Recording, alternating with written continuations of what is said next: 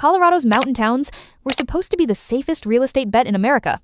They are not anymore. Sales are down 60%. Homes sit unsold for 200 days. Insurance premiums have made some properties functionally unownable. This is part of our housing and cost of living series. This countdown covers the 10 Colorado mountain towns where the collapse is hitting hardest. Starting at number 10, building to the one everyone still believes is untouchable. Stay with me. Number 10, Pagosa Springs. Pagosa Springs sits near the New Mexico border, known for its hot springs and a market that became a poster child for the short-term rental boom. Investors bought heavily here, listing properties on Airbnb and VRBO and betting on infinite tourism demand. That bet has failed. The town council responded by imposing a moratorium, then capping new short-term rental licenses. The floor fell out immediately. AirDNA data shows future booking calendars down 40%. Inventory of homes over $1 million is up 95% year over year. Average days on market has reached 130 days. 1 in 3 listings has cut its price in the past 30 days. The gap that makes this unsolvable, the median income in Archuleta County supports a home price of around $350,000. The median listing price, even after cuts, still sits above $700,000. There are no investors left, and locals cannot qualify. This is a market with no buyers, and the only direction available is down. Number 9, Durango. Durango is a real city, a college town with a year-round economy that always made it seem more insulated than its purely resort-dependent neighbors. That is precisely why what is happening here is alarming. It shows the problem is not just about ski tourism. Total home sales volume in Durango has dropped 52% compared to 2 years ago. Not prices, actual transactions. Sellers are holding their low-rate mortgages and refusing to list, while demand has collapsed. The cracks are showing in new construction. A backlog of luxury townhomes and condos sits with zero pre-sales, and builders are offering $50,000 closing cost credits just to move units. A price reduction hidden inside an incentive. The average 2-bedroom apartment in Durango now requires an annual income of $90,000 to afford. The median household income is $72,000. Population growth has flatlined for the first time in 30 years. The town is unaffordable for the people who live there, and wealthy cash buyers are no longer appearing to fill the gap. Number 8, Silverthorne. Silverthorne was sold as the affordable alternative along the I-70 corridor. What happened instead was a catastrophic overbuilding cycle funded by pandemic-era cheap money. New construction inventory is up 145% year over year. Developers cannot find buyers. The average listing sits for 128 days. Over 45% of active listings have taken major price cuts. The regulatory layer made it worse. New short-term rental restrictions eliminated the investor demand that was supposed to absorb the new supply. Future bookings in restricted zones are down 50%. The median income in Summit County supports a $400,000 mortgage.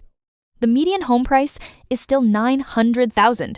There are no locals who can buy and no investors who want to.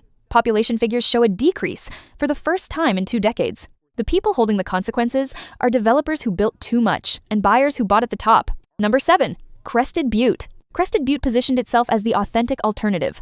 Protected, historic, earned rather than manufactured. That authenticity attracted a different buyer, and prices climbed to match. The median home price reached above $2 million. Now those homes are sitting. The total dollar volume of sales has collapsed 60%. The number of sales above $3 million has fallen 80%. The high-end buyers are gone. The average days on market has reached 210 days, nearly 7 months to sell a property. Half of active listings have already reduced their price. A 2-year short-term rental moratorium has frozen investor activity entirely. And the insurance situation is becoming structural. Because of its remote location and wildfire exposure, annual insurance premiums on a $4 million home are now reaching $70,000 annually. Nearly $6,000 a month, before the mortgage, before taxes, before anything else. Crested Butte discovered that authenticity is still subject to carrying costs, and those costs have become unsustainable for anyone who needs to sell. Number 6, Steamboat Springs. Steamboat Springs prided itself on being a real ranching community, not just a resort. Between 2019 and 2023, the median home price doubled. Wages in that same period increased 8%. That gap has broken the community in measurable ways. The local school district reported enrollment down 10% last year. The regional hospital declared a staffing crisis because clinical workers cannot afford to live in the town they serve. Sales volume for single-family homes is down 40%. The condo market is in worse shape. Inventory is up over 120%.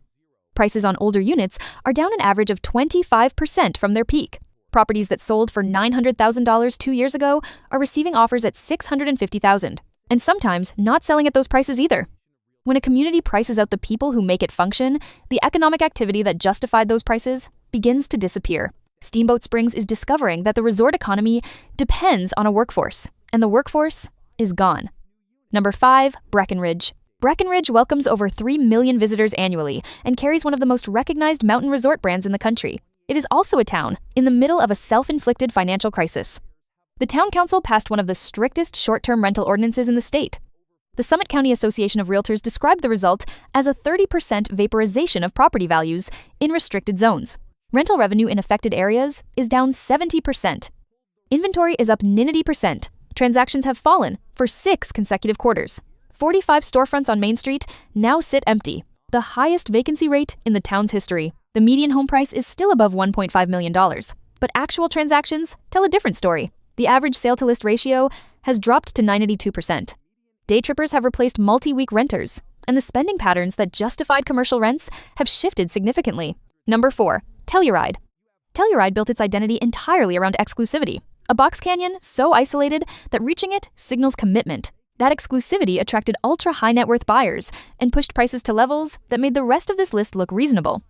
Sales above $5 million are down 85%. The California technology money and Texas energy money that sustained this market have retreated.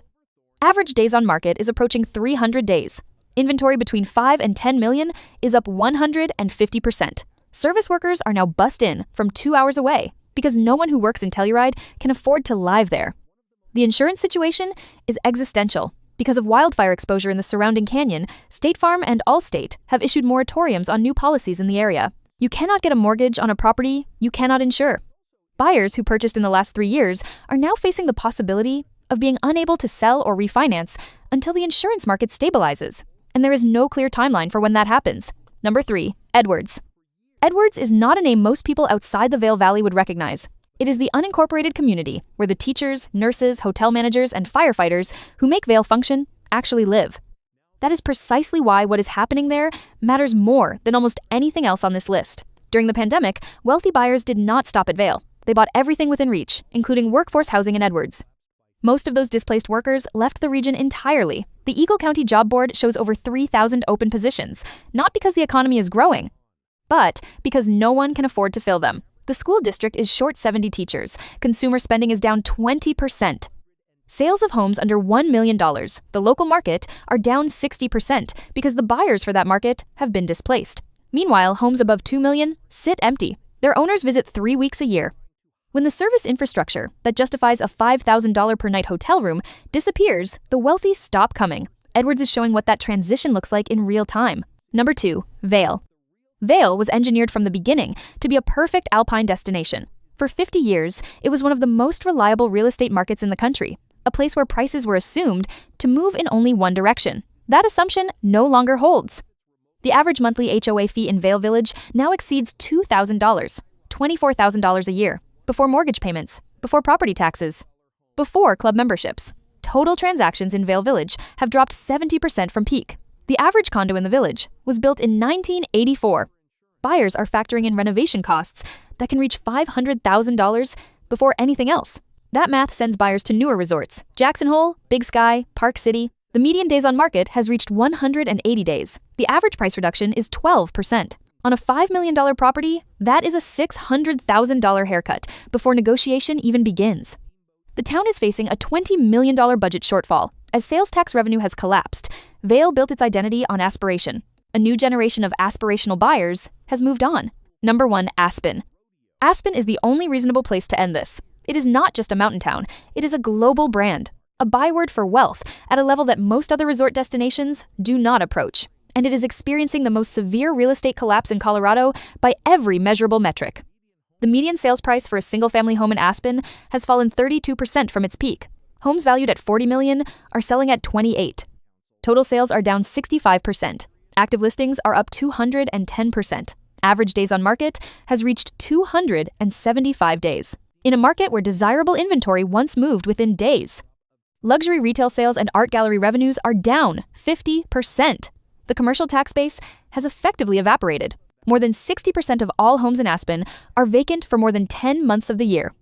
The buyers who drove prices to their peak, remote work technology executives who no longer needed to be anywhere specific, have been called back to offices. The era of zero interest rate money that funded the fantasy is closed. What is left is a market flooded with sellers, almost no buyers, and a price discovery process that has only begun. Payoff. The pattern across all 10 markets is the same. The pandemic created a demand surge built on two conditions that no longer exist: the ability to work from anywhere indefinitely, and access to essentially free capital. Both ended. The buyers who justified peak prices left. Investors are being regulated out, and the workers who make these communities function have been priced out, taking the economic activity that supported local businesses with them. What is happening in Colorado's mountain towns is not a temporary correction. The insurance crisis is structural and worsening as climate risk increases. Workforce displacement is structural and accelerating. Short-term rental regulations are tightening across every one of these markets simultaneously. These are not conditions that reverse when the Federal Reserve adjusts rates. For a first-time buyer or an investor evaluating where to put capital in 2026, the mountain market data is telling you something specific. Markets built entirely on discretionary demand from a narrow pool of high-net-worth buyers are the most vulnerable to exactly the kind of demand withdrawal we are now seeing. The same forces reshaping these 10 towns are present in resort and luxury markets across the country. Colorado's high country got there first. It is not going to be the last.